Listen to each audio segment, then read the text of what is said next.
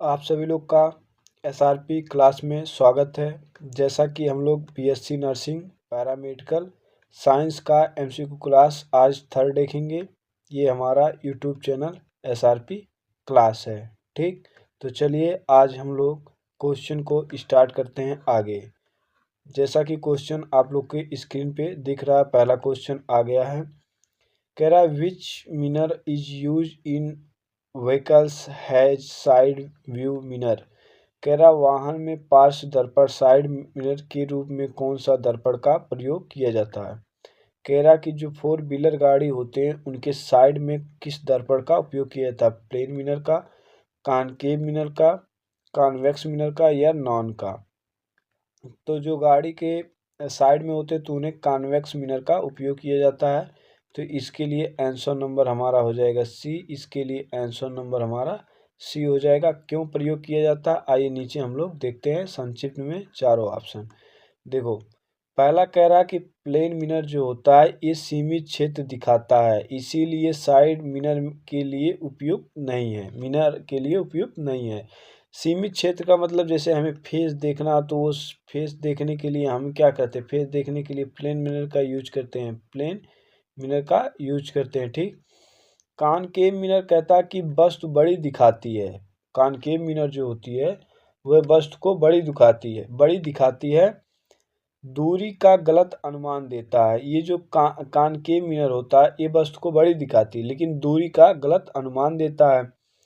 Convex mirror जो होता है ये छोटी लेकिन व्यापक दृश्य वाली सीधी छवि बनाता है, इसलिए वाहन के लिए उपयोग किया जाता है।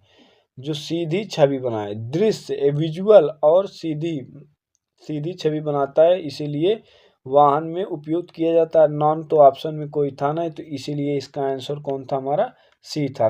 कॉन्वेक्स मिरर जो होता है ये छोटी व्यापक दृश्य वाली सीधी छवि बनाता है, इसीलिए वाहन के लिए उपयुक्त होता है। ठीक, चलिए दूसरे क्वेश्चन पे। दूसरा क्वेश्चन कह रहा है कि the rate of doing work is called. कार्य करने की दर कहलाती है। जो कार्य करने की दर क्या, एनर्जी कहलाती है, पावर कहलाती है, फोर्स कहलाती है या वर्क कहलाती है। तो W बराबर कार्य कराने की दर को क्या कहते हैं, तो कार्य कराने की दर को हम लोग पावर कहते हैं, जिसे हम लोग शक्ति के नाम से जाना जाता है। तो इसके लिए आंसर नंबर हमारा क्या हो जाएगा, इसके लिए आंसर नंबर हमारा बी हो जाएगा। कार्य कराने की दर को शक्ति कहलाती है। अब एनर्जी, फोर्स और वर्क को हम लोग नीचे समझते हैं तीनों चीज क्या है। तो तीनों चीज क्या है, एनर्जी जो होता है कार्य करने की क्षमता को हम लोग एनर्जी कहते हैं। अगर यही पूछ ले कार्य करने की क्षमता को हम लोग क्या कहते हैं, एनर्जी। पावर क्या होता है, कार्य करने की दर को पावर कहते हैं। पी बराबर जो होता है हमारा वर्क अपॉन टाइम होता है। पी बराबर क्या होता है, वर्क अपॉन टाइम होता है, वर्क अपॉन टाइम होता है, जिसे हम लोग डब्लू अपॉन एस भी कह दे। पी बराबर डब्लू अपॉन टी भी कहा जाता है, टाइम को सेकंड भी कुछ लोग कहते हैं। ठीक, तो पी बराबर डब्लू अपॉन टी भी कहते हैं। ठीक, फोर्स क्या है, कार्य करने के कारण है, कार्य करने का कारण दर नहीं है। जैसे ये कोई मास का ऑब्जेक्ट है, तो उस पर अगर हम फोर्स बाहरी एक्सटर्नल फोर्स लगाते हैं, बाहरी एक्सटर्नल फोर्स लगाते हैं, तो वह ऑब्जेक्ट वाली मास जो वस्तु है वो हमारी कैसे आ जाती है, मोशन में आ जाती है या इधर उधर हिलने लगती हैं। तो वही कह रहा कि कार्य करने का कारण, तो कार्य कौन करा रहा है, फोर्स करा रहा है। कार्य कौन करा रहा है, बल करा रहा है इस पे। ठीक, वर्क का होता है, वर्क जो होता है ऊर्जा का प्रयोग है, दर नहीं है। वर्क जो होता है ऊर्जा का प्रयोग होता है। डब्लू बराबर क्या होता है, एफ इंटू एस होता है, विस्थापन बल इंटू विस्थापन ऊर्जा का प्रयोग होता है। ठीक, तो इसके जो आंसर हो गए, कार्य कराने की दर को हम लोग क्या कहते हैं, पावर कहते हैं। तो आंसर नंबर बी हो गया। लेकिन कार्य करने की अगर क्षमता पूछ लिया जाए तो एनर्जी होता है। ठीक, तीसरा क्वेश्चन कह रहा है कि when a ray of light passes from denser to rare medium.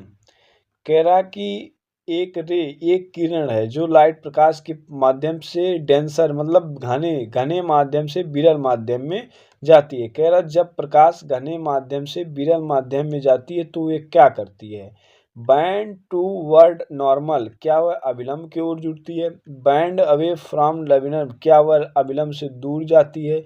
या डज नॉट बिहाइंड, वह मुड़ती ही नहीं है? या गेट एब्सॉर्ब्ड है? तो इसका जो होगा आंसर नंबर, जब कोई प्रकाश घने माध्यम से विरल माध्यम में जाता है तो वह बैंड अवे फ्रॉम नॉर्मल हो जाता है। तो इसके लिए आंसर नंबर हमारा, कितना हो जाएगा? बी हो जाएगा। इसके लिए आंसर नंबर बी हो जाएगा। क्यों आंसर नंबर बी होगा, आइए हम लोग नीचे समझते हैं। ठीक, देखिए पहला ऑप्शन कह रहा कि बैंड्स टूवर्ड नॉर्मल, ये तब होता है जब प्रकाश विरल से घने माध्यम में जाता है। जब प्रकाश विरल से घने माध्यम में जाएगा तो बैंड्स टूवर्ड नॉर्मल हो जाएगा। ठीक, फिर कह रहा बैंड्स अवे फ्रॉम नॉर्मल, जब घने से विरल में गति करती है तो इसीलिए ये अविलंब से दूर मुड़ता है। जब प्रकाश घने से विरल की ओर गति करता है इसीलिए अविलंब से दूर मुड़ता है। तो वही कह रहा कि ए रे बिहाइंड अवे का कहते हैं, ये रियरर टू डेंसर मीडियम। तो कह रहा घने से जब विरल गति में करती है तो ये अविलंब की ओर दूर मुड़ता है। ठीक, डज नॉट बैंड के मतलब गलत माध्यम बदलने में दिशा बदलती है, ये गलत है। तो इसके लिए आंसर नंबर हमारा क्या होता है? इसके लिए आंसर नंबर बी होता है। ठीक, ये एक कह रहा है कि उत्तर प्रदेश के सभी बच्चों जिन्हें बीएससी नर्सिंग पैरामेडिकल जेनम एग्जाम देना है वो लोग व्हाट्सएप नंबर 7307911898 नंबर पे मैसेज करके आप लोग को 25 टेस्ट मिलेगा और बिल्कुल फ्री मिलेगा। ये 25 टेस्ट फ्री में मिलेगा जो हमारा एक एक दिसंबर से स्टार्ट हो रहा है। दिसंबर से स्टार्ट हो रहा है। ठीक, इसका कोई चार्ज नहीं है, बिल्कुल फ्री है। ये टेस्ट देखिए एकदम क्या लिखा है कि बिल्कुल फ्री है, आप लोग हमसे जुड़ सकते हैं। ये स्टार्ट कब से हो रहा? दिसंबर से हो रहा है। ठीक, चलिए आगे 4 नंबर क्वेश्चन कह रहा कि electric current is measured by, कह रहा विद्युत धारा मापने का अंतर है। जो इलेक्ट्रिक करंट होता है उसे किसे मापा जाता है? वोल्ट मीटर से, एमीटर से, ओम से, रोस्टेट से। तो वोल्ट मीटर से हम क्या नापते हैं? विभवांतर को नापते हैं, वोल्टेज को। ओम मीटर से क्या नापते हैं? इसमें प्रतिरोध की मात्रा नापा जाता है। ठीक, तो वही कह रहा विद्युत धारा मापने वाला यंत्र को हम लोग एमीटर कहते हैं। तो इसके लिए आंसर नंबर हमारा क्या हो जाएगा? इसके लिए आंसर नंबर बी हो जाएगा। विद्युत धारा मापने वाले को एमीटर कहते हैं। ठीक, तो आइए नीचे समझते हैं क्या होते हैं वोल्ट मीटर। तो वोल्ट मीटर जो हमारा होता है वो वोल्टेज नापता है। वोल्ट मीटर जो हमारा होता है वो क्या नापता है? वो हमारा वोल्टेज मापता है। ठीक, एमीटर क्या होता है? एमीटर धारा करंट मापने के लिए प्रयोग किया जाता है। एमीटर जो होता है धारा करंट मापने का प्रयोग किया जाता है। ओम मीटर प्रतिरोध मापता है। ठीक, रो स्टेट क्या कहता है? धारा को नियंत्रित करता है, मापता नहीं है। तो वही पूछा है धारा को कौन मापता है? तो हमारा एमीटर मापता है। ठीक, तो इसके लिए आंसर नंबर क्या हम बताएं? ऊपर ही बी होता है। ठीक, अगला 5 नंबर क्वेश्चन कह रहा है कि the image formed by the plane mirror, कह रहा कि जो समतल दर्पण से बनी प्रतिबिंब होती है रियल एंड इन्वर्टेड होती है, वर्चुअल एंड इरेट होती है, रियल और इरेट होती है, इनलार्ज्ड होती है। ठीक, तो जो समतल दर्पण द्वारा प्रतिबिंब जो बनता है, ये प्रतिमा नहीं, प्रतिमा कहो या प्रतिबिंब कहो, तो प्रतिबिंब जो बनेगी हमारा वो कैसे बनेगी? प्रतिबिंब हमारा तो वर्चुअल एंड इरेट बनती है। वर्चुअल एंड इरेट किससे बनती हैं? प्लेन मिरर से बनती है। तो इसके लिए आंसर नंबर बी हो गया। रियल और इरेट ये किससे बनती है? आइए हम लोग नीचे समझते हैं। ठीक, तो देखो रियल एंड इन्वर्टेड जो होती है ये अवतल दर्पण से बनती है। रियल और इन्वर्टेड जो प्रतिबिंब होती है हमारी किससे बनती है? अवतल दर्पण से। ठीक, वर्चुअल और इरेट जो होती है ये समतल दर्पण हमेशा सीधी और आभासी छवि बनाता है। ठीक, रियल एंड इरेट यह वास्तविक और सीधा साथ नहीं होती है। जो वास्तविक प्रतिबिंब और सीधी साथ नहीं बनती उसे रियल और इरेट।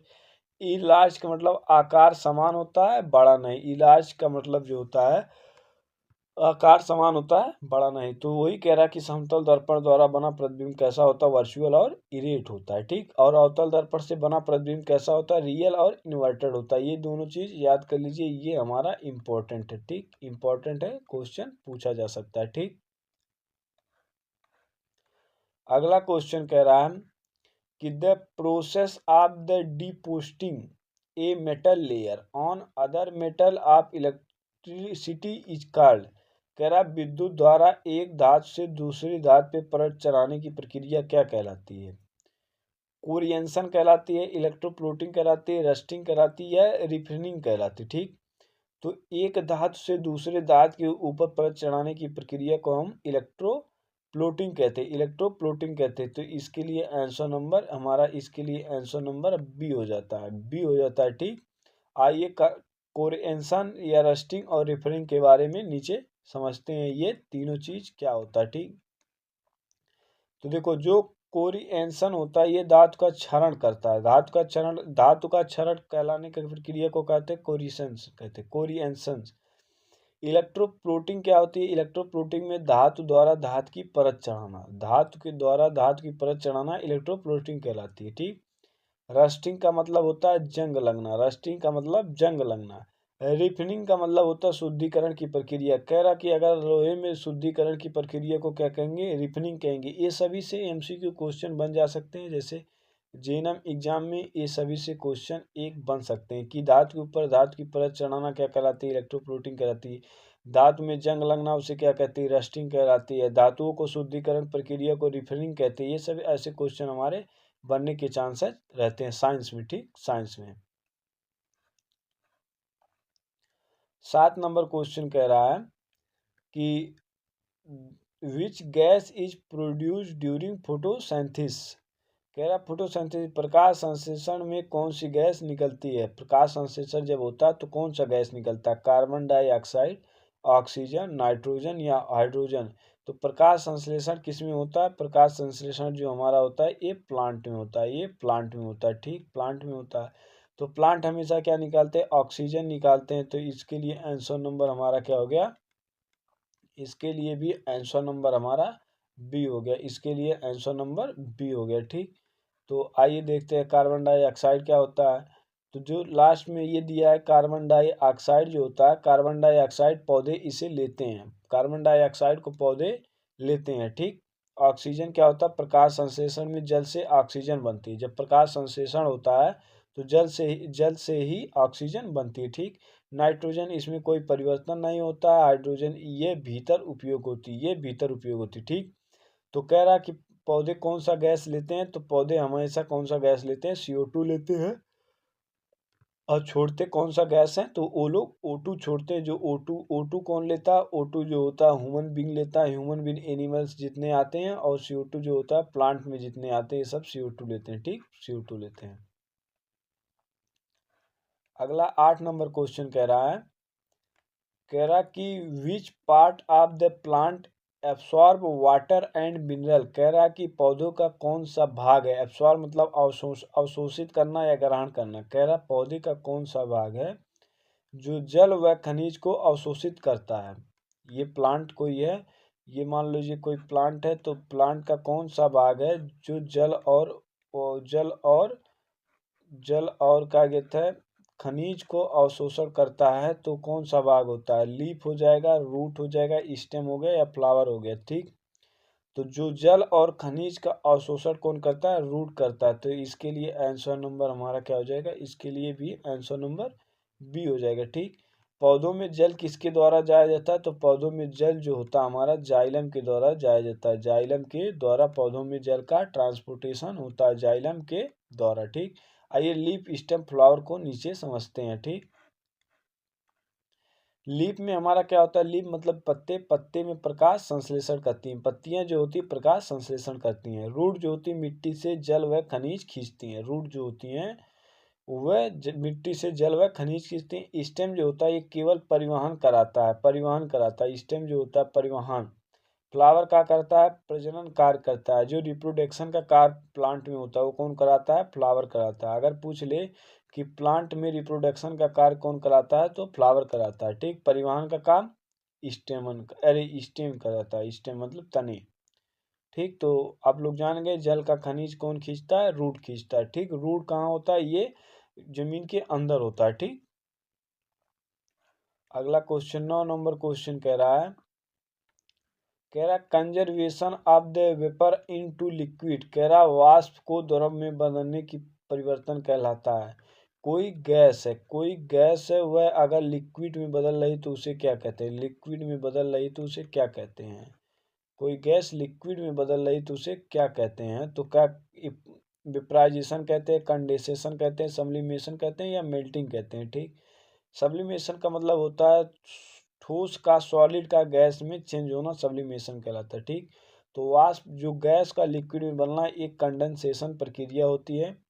तो इसके लिए आंसर नंबर हमारा क्या हो जाएगा, इसके लिए आंसर नंबर हमारा बी हो जाएगा। ठीक, इसके लिए आंसर नंबर बी हो जाएगा। अब वेपराइजेशन, सब्लिमेशन, मिल्टिंग नीचे समझते हैं ये तीन चीज क्या होते हैं। ठीक, वेपराइजेशन का मतलब होता है द्रव से वाष्प बनना। लिक्विड क्या कह रही है, अगर गैस बन रही, लिक्विड गैस बन रही तो उसे क्या कहते हैं, वेपराइजेशन कहते हैं। वे इसे हम लोग वेपराइजेशन कहते हैं, वेपराइजेशन कहते हैं। अगर कोई लिक्विड गैस बन रही है तो वेपराइजेशन कहते हैं। अगर गैस कोई लिक्विड बन रही है, अगर गैस कोई लिक्विड बन रही है तो उसे हम लोग क्या कहते हैं, कंडेंसेशन कहते हैं, कंडेंसेशन कहते हैं, कंडेंसेशन कहते हैं। ठीक, सब्लिमेशन का मतलब होता है सॉलिड टू गैस बनना। अगर कोई सॉलिड गैस बन रहा है, अगर कोई सॉलिड गैस बन रहा है तो उसे हम लोग क्या कहते हैं, सब्लिमेशन कहते हैं, सब्लिमेशन कहते हैं, सब्लिमेशन कहते हैं। ठीक, ठोस से द्रव बनता है। अगर कोई सॉलिड है, सॉलिड से अगर हम लिक्विड बना दें, अगर सॉलिड से लिक्विड बना दें तो उसे हम लोग क्या कहते हैं, मेल्टिंग करना पड़ता है, मेल्टिंग करना पड़ता है। ठीक, सॉलिड से अगर हमें लिक्विड बनाना तो मेल्टिंग करना पड़ता है। तो ये चारों चीज़ हमारे लिए क्या है, ये चारों चीज़ हमारे लिए इम्पॉर्टेंट है, ये आप लोग याद कर लीजिए, ध्यान में रखिएगा। ठीक, वेपराइजेशन में क्या होता है, वेपराइजेशन में द्रव से वाष्प बनता है। कंडेंसेशन में क्या होता है, वाष्प ठंडा होकर द्रव बनाता है। ठीक, सब्लिमेशन में क्या होता है, ठोस जो होता है वो सीधे हमारे वाष्प बन जाता है। ठीक, तो ये हो गया। आइए अगले क्वेश्चन पे बढ़ते हैं। ठीक, 10 नंबर क्वेश्चन क्या कहता है कि element reacting with both acid and base, कह रहा वह तत्व जो अम्ल व क्षार दोनों से अपक्रिया करता है। अगर कोई तत्व अम्ल और क्षार से दोनों से अपक्रिया कर रहा है तो वो तत्व क्या होगा, एम्फोटेरिक कहलाएगा। अगर एसिड और बेस से वह अपक्रिया कर ले रहा है दोनों से तो उसे एम्फिटोरिक पदार्थ कहते हैं, एम्फिटोरिक्स कहते हैं। ठीक, सोडियम जो होता है ये अम्ल एसिड के साथ रिएक्शन करता है, सोडियम जो होता है ये एसिड के साथ, तो वही कह रहा अम्ल व क्षार दोनों से अपक्रिया कर रहा तो उसे जिंक कहलाता है, जिंक जिसे Zn कहते हैं। ठीक, तो इसके लिए आंसर नंबर भी हमारा बी हो जाएगा। ठीक, इसके लिए आंसर नंबर बी हो जाएगा। और कॉपर सल्फर नीचे देखते हैं क्या है। ठीक, सोडियम कह रहा कि सोडियम जो होता है केवल अम्ल से क्रिया करता है, सोडियम जो होता है केवल अम्ल से क्रिया करता है। जिंक जो होता है अम्ल व क्षार दोनों से क्रिया करता है, इसीलिए एम्फोटेरिक नेचर कहते हैं। जो अगर अम्ल और जिंक, अरे सॉरी, एसिड और बेस से अपक्रिया मतलब रिएक्शन करेगा उसे एम्फोटेरिक कहते हैं। एम्फोटेरिक में पीबीओ होता है, जेड होता है, जेड एन एस 4 होता है, ये सभी एम्फोटेरिक नेचर के होते हैं। ठीक, कॉपर जो होता है ये हमारे अम्लों से ज़्यादा अपक्रिया करता है। कॉपर जो होता है ये एसिड से कमज़ोर अपक्रिया करता है। कॉपर जो होता है एसिड से कमज़ोर वीक रिएक्शन करता है। ठीक, सल्फर जो होता है, सल्फर एक अधातु है, प्रतिक्रिया नहीं देता है, अधातु एसिड से प्रतिक्रिया नहीं देते हैं। ठीक, तो जान गए सोडियम केवल अम्ल से अब किससे क्रिया करता है, जिंक जो होता है अम्ल व क्षार दोनों से क्रिया करता है। ठीक, कॉपर हमारा वीक है, अम्ल अपक्रिया करता है। ठीक, आइए अगले क्वेश्चन पे। अगला क्वेश्चन कह रहा है कि 11 number, focal length of the plane mirror, कह रहा है समतल दर्पण की फोकस दूरी होती है, समतल दर्पण की फोकस दूरी क्या होती है।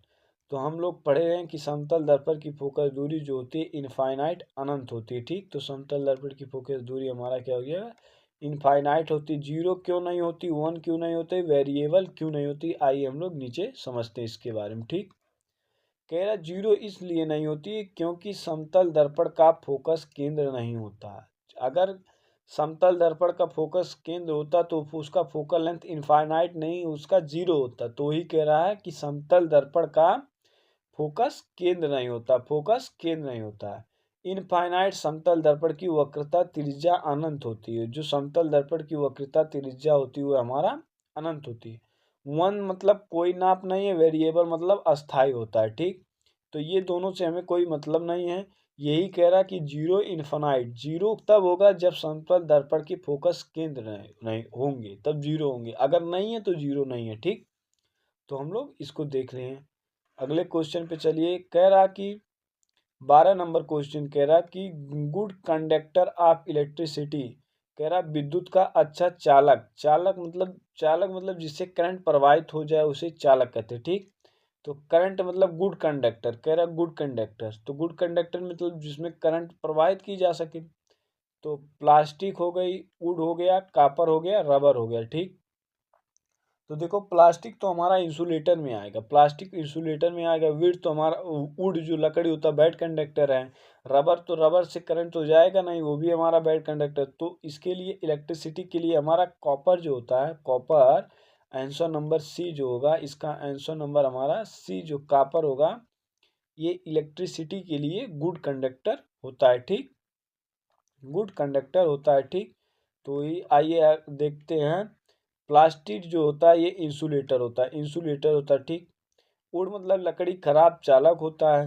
कॉपर से क्या होता है, इलेक्ट्रॉन मुक्त प्रवाह उत्कृष्ट चालक होते हैं। जिसमें इलेक्ट्रॉन प्रवाह होगा वो हमारे सब क्या थे, चालक होंगे, इलेक्ट्रिक कंडक्टर होंगे। ठीक, रबर क्या होता है, ये हमारा इंसुलेटर होता है। इंसुलेटर मतलब इन कंडक्टर जिससे धारा प्रभावित ना होती। ठीक, 13 नंबर क्वेश्चन कह रहे हैं कि chemical use in black white photography कह रहा ब्लैक एंड वाइट फोटोग्राफिक में रसायन क्या होते हैं। जो ब्लैक एंड फोटोग्राफिक में रसायन का उपयोग किया जाता है, AgBr का किया जाता है, CuSO4 का या NaCl का या ZNO का। ZNO भी एक एम्फोटेरिक होता है क्योंकि इसमें एसिड और बेस से दोनों रिएक्शन कर सकता है ZNO। ठीक, तो ब्लैक और वाइट फोटोग्राफी में हम लोग AgBr का करते हैं। तो इसके लिए आंसर नंबर हमारा क्या हो जाएगा, इसके लिए आंसर नंबर ए हो जाएगा। CuSO4 NaCl ZN को नीचे समझते हैं, ये तीनों चीज क्या होते हैं। ठीक, देखो AgBr जो होता है ये प्रकाश में काला पड़ता है। AgBr जो होता है प्रकाश में काला पड़ जाता है, इसीलिए इसे फोटोग्राफी में उपयोग किया जाता है। ठीक, अगर कोई पूछ ले फोटोग्राफी का उपयोग क्यों किया जाता है AgBr का, तो वह प्रकाश में कैसा रंग हो जाता है, ब्लैक रंग हो जाता है, ब्लैक रंग हो जाता है, काला रंग हो जाता है। ठीक, CuSO4 का प्रयोग प्रयोगशाला रसायन में किया जाता है, CuSO4 का प्रयोगशाला रसायन में। NaCl को सोडियम क्लोराइड कहते हैं, इसे खाने का नमक कहा जाता है। NaCl को सोडियम क्लोराइड कहते हैं, इसे खाने का नमक कहा जाता है। ZNO को सफ़ेद पाउडर या रंगों में उपयोग किया जाता है। अगर कोई पूछ ले सफ़ेद पाउडर के नाम से जाना जाता है तो जिंक ऑक्साइड को सफ़ेद पाउडर या रंगों में उपयोग किया जाता है। ठीक, 14 नंबर क्वेश्चन कह रहा है कि विटामिन प्रोड्यूस्ड बाय सनलाइट, कह रहा सूर्य के प्रकाश से बनने वाली vitamin vitamin A, vitamin D, vitamin C, vitamin K. तो विटामिन ए जो होता है ये हमारा रेटिनॉल कहते हैं। विटामिन ए जो होता है इसकी कमी से क्या नहीं होता, नाइट ब्लाइंडनेस नहीं होता, नाइट ब्लाइंडनेस नहीं होता है। ठीक, नाइट ब्लाइंडनेस नहीं होता है। ठीक, तो सूर्य के प्रकाश से निकलने वाले विटामिन हमारा विटामिन डी होता है, विटामिन डी होता है। तो इसके लिए आंसर नंबर हमारा क्या हो जाता है, इसके लिए आंसर नंबर हमारा बी हो जाता है। अब vitamin A, vitamin C, vitamin K क्या है, आइए नीचे देखते हैं। ठीक, तीनों क्या हैं। तो विटामिन ए जो होता है आंखों के लिए लाभदायक होता है। विटामिन ए जो हमारा होता है वो आंखों के लिए लाभदायक होता है। विटामिन डी से सूर्य प्रकाश से त्वचा बनाता है, सूर्य प्रकाश से त्वचा बनाता है। विटामिन सी हमारे फलों में मिलता है, फल मतलब खट्टे, जहाँ खट्टे चीज का उपयोग किया जाए वहाँ विटामिन सी है। विटामिन के रक्त जमावट के लिए उपयोग किया, रक्त जमावट के लिए उपयोग विटामिन के का उपयोग किया जाता है। ठीक, तो आगे क्वेश्चन पे चलते हैं। 15 नंबर क्वेश्चन कहते हैं कि reaction in which heat released, कह रहा उस अपक्रिया का क्या नाम कहेंगे जिससे ऊष्मा निकलती है। ऊष्मा निकलने की प्रक्रिया एंडोथर्मिक कहलाती है, एक्सोथर्मिक कहलाती है, या फोटोकेमिकल कहलाता है, या थर्मल कहलाता है। तो जिसमें ऊष्मा निकलती उस जिसमें ऊष्मा ग्रहण किया जाता है, उस ग्रहण अगर कोई चीज ग्रहण किया जाता है तो उसको एंडोथर्मिक कहते हैं। अगर कोई ऊष्मा निकल रही तो उसे एक्सोथर्मिक किया जाता है। तो इसके लिए आंसर नंबर हमारा, इसके लिए भी आंसर नंबर हमारा बी हो जाएगा, इसके लिए आंसर नंबर बी हो जाएगा। ठीक, आइए फोटो केमिकल और थर्मल के उपयोग में नीचे देखते हैं। ठीक, कह रहे हो अगर ऊष्मा अवशोषित होती है, अगर ऊष्मा अवशोषित होती है तो उसे एंडोथर्मिक कहते हैं। अगर ऊष्मा निकलती है जैसे दहन में तो उसे एक्सोथर्मिक कहते हैं। प्रकाश से शुरू होती है तो उसे फोटोकेमिकल कहते हैं। ताप से संबंधित है तो उसे थर्मल कहते हैं। ठीक, तो देखो ये क्वेश्चन हमारा इस मॉडल का क्वेश्चन अगर देखा जाए तो इस मॉडल का क्वेश्चन जो होता है ये हमारा यूपी सीनेट एग्जाम 2024 में पूछा गया था। 2024 में क्वेश्चन पूछा गया था। ठीक, एक्सोथर्मिक एंडोथर्मिक में एग्जाम्पल पूछ लिया गया था कि कौन सा रिएक्शन एक्सोथर्मिक है, कौन सा एंडोथर्मिक है। ठीक, आइए आगे चलते हैं। 16 नंबर क्वेश्चन कह रहा है कि ऑर्गन प्यूरिफाई ब्लड, कह रहा रक्त को शुद्ध करने वाला अंग, कह रहा है कि ऑर्गन प्यूरिफाई ब्लड, रक्त को शुद्ध करने वाला अंग को लीवर कहते हैं, किडनी कहते हैं, हार्ट कहते हैं, या लंग्स कहते हैं। ठीक, लीवर जो होता है ये हमारा कैसा होता है, लीवर जो हमारा होता है ये लार्ज पार्ट होता है, लार्ज पार्ट होता है, large part of body, large part of body जो होता है, लार्ज पार्ट ऑफ बॉडी कौन होता है, लीवर होता है। ठीक, लीवर से क्या निकलता है, लीवर से हमारा एक बाइल नाम का पिगमेंट निकलता है, बाइल नाम से पिगमेंट निकलता है, बाइल नाम से पिगमेंट निकलता है। ठीक, हार्ट का काम क्या होता है, इसका हार्ट का काम क्या होता है, ब्लड को पंप करना, ब्लड को पंप किसे करता है, ब्लड पंप जो हमारा करता है ये हार्ट करता है। ठीक, लंग्स क्या करता है, गैस का एक्सचेंज करता है, लंग्स जो होता है गैस का एक्सचेंज करता है। ठीक, तो ऑर्गन प्यूरिफाई ब्लड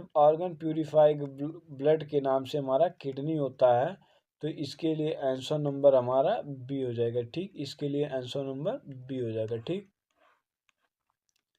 लीवर क्या करता है, लीवर हमारा चप चपा पचय चय या पचय कार्य करता है। ठीक, किडनी क्या करता है, रक्त से अपशिष्ट हटाता है, हार्ट का काम रक्त को पंप करता है, लंग्स गैस का विनिमय करता है। ठीक, तो ये हो गया हमारा कंप्लीट।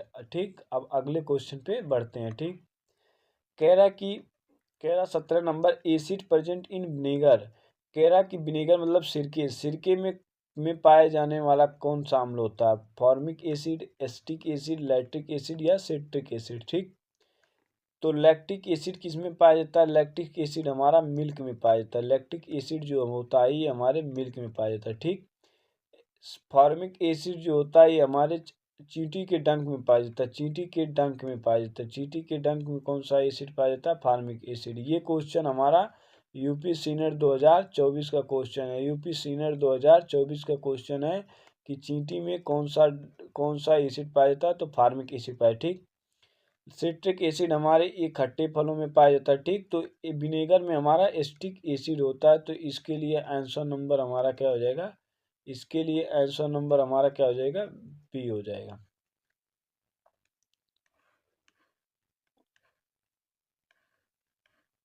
अट्ठारह नंबर क्वेश्चन कह रहा है, 18 number energy conservation in microphone, कह रहा कि माइक्रोफोन में ऊर्जा रूपांतरण होता है, जो माइक्रोफोन साउंड से इलेक्ट्रिकल होता है, या इलेक्ट्रिकल से साउंड, या लाइट से इलेक्ट्रिकल, या हीट से साउंड।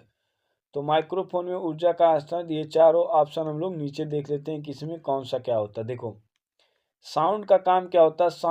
साउंड जो होता है इलेक्ट्रिकल को, ध्वनि को विद्युत संकेत में बदलता है। यही जो है हमारा साउंड इलेक्ट्रिकल में बदलता है। तो इसका आंसर नंबर तो एक है। इसका आंसर नंबर हम बता दें, इसका आंसर नंबर तो हमारा ए है। ठीक।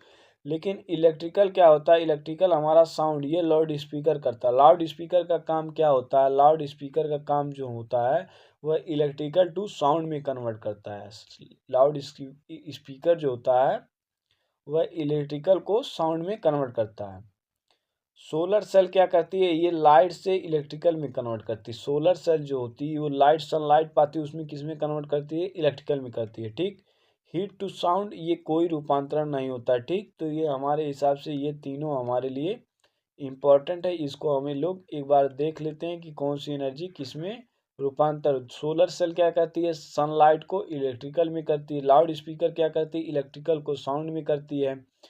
और ये जो पहला क्वेश्चन दिया था, ये क्वेश्चन कह रहा है कि माइक्रोफोन ऊर्जा का हस्तांतरण कैसे करता है? तो माइक्रोफोन जो होता है वह ऊर्जा का हस्तांतरण साउंड टू इलेक्ट्रिकल करता है। ठीक।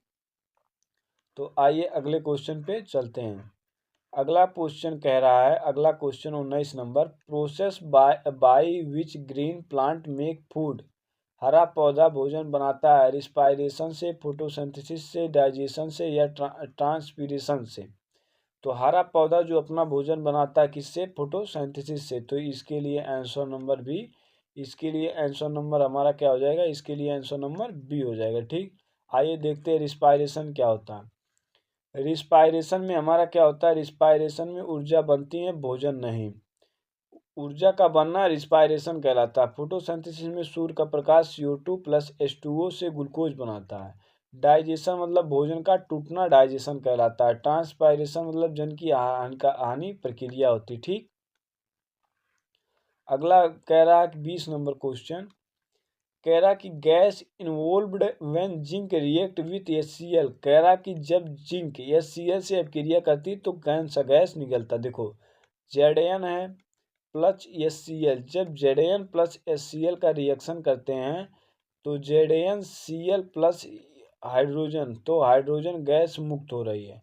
तो वही कह रहा है कि जब Zn zinc plus HCl reaction करेंगे तो हाइड्रोजन गैस निकलती। तो इसके लिए आंसर नंबर बी हमारा क्या हो जाएगा? इसके लिए आंसर नंबर बी हो जाएगा। ठीक। तो ये आप लोग देख ही रहे हैं, इसमें तो कुछ है नहीं। हाइड्रोजन से जब Zn प्लस Cl रिएक्शन होता है तो ZnCl2 प्लस H2 सही रिएक्शन बनता है। रिएक्शन को संतुलित किया है, रिएक्शन को संतुलित किया। ठीक। और कुछ नहीं किया, संतुलित किया है, रिएक्शन को संतुलित कर दिया। ठीक। अगला क्वेश्चन कह रहा है 21 नंबर क्वेश्चन कह रहा है कि कौन सा, कह रहा कि device converting chemical energy to electrical energy. कह रहा है जो यंत्र है रासायनिक ऊर्जा को विद्युत ऊर्जा में बदलता। ऐसा कौन सा यंत्र है जो रासायनिक ऊर्जा को विद्युत ऊर्जा में बदलता है? बैटरी है, जनरेटर है, मोटर है या ट्रांसफर है? तो देखो जो रासायनिक ऊर्जा से इलेक्ट्रिकल ऊर्जा में बदल रहा है, विद्युत में, तो वह हमारा बैटरी है। तो इसके लिए आंसर नंबर हमारा, इसके लिए आंसर नंबर बी हो गया। इसके लिए आंसर नंबर बी हो गया। ठीक। अब आइए जनरेटर, मोटर, ट्रांसफर देखते हैं। ठीक। तो बैटरी जो होता है ये रासायनिक अभिक्रिया से इलेक्ट्रॉन प्रवाह होता है, इसीलिए ये क्या कहता है? रासायनिक टू इलेक्ट्रिक। जनरेटर जो होता है ये यांत्रिक से विद्युत बनाता है, मोटर विद्युत से यांत्रिक बनाता है। यांत्रिक से विद्युत जनरेटर, मोटर से विद्युत यांत्रिक बनाता है। ठीक। तो ये दोनों चीज तो एक दूसरे के कॉम्बिनेशन में है, एक दूसरे से जुड़े हैं। ठीक। तो इसको ध्यान रखिए। जनरेटर क्या करता है? यांत्रिक से वैद्युत बनाता है। मोटर क्या करता है? वैद्युत से यांत्रिक बनाता है। ठीक। आइए नीचे एक कोई फ्रंट लगा कह रहा, वही फ्रंट है कि जिन बच्चों को BSc नर्सिंग पैरामेडिकल जीएनएम का एग्जाम देना, वो इस व्हाट्सएप नंबर पे मैसेज करके free free free 25 test series उपलब्ध करा सकते हैं। अपने पास फ्री 25 टेस्ट सीरीज उपयोग में ले सकते हैं। ठीक। तो आज का वीडियो आप लोग को अच्छी लगे तो ये SRP क्लास की चैनल लोगो उसको सब्सक्राइब करें, शेयर करें और कमेंट में बताएं वीडियो कैसी थी। ठीक। तो आज हम लोग साइंस का पार्ट नंबर 3 देखें, आगे साइंस का पार्ट नंबर 4 देखेंगे। ठीक। तो आज के लिए इतना ही।